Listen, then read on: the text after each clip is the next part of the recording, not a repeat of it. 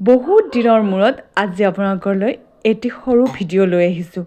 এই দেখিছেনে, মই যে যাব ওলাইছোঁ এঠাইত, একদম মানে খুব লৰালৰিকৈ মই ৰেডি হৈছোঁ আৰু ভাবিছোঁ আজি সৰু এটা ভিডিঅ' বনাওঁ। সেইকাৰণে মোবাইলটো ওলাই লৈছোঁ।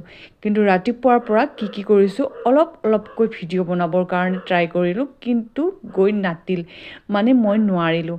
প্ৰথমতে মই এনেকৈ ৰুটি বনালোঁ, আনপিনে আকৌ চাহ উতলি আছে, এইফালে আকৌ বৌয়ে লুচি ভাজি আছে। ইমান যে আটানি হৈছে আমাৰ সেইদিনাখন।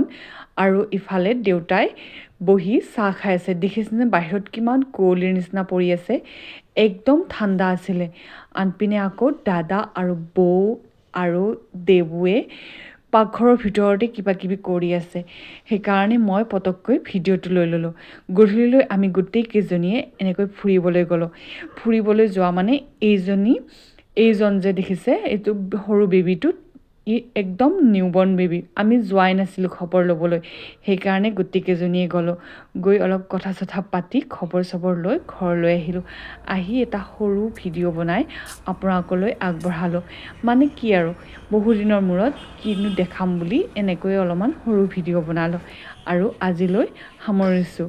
মোৰ ভিডিঅ'বিলাক চাই কেনে পায় কমেণ্ট কৰিবচোন দেই।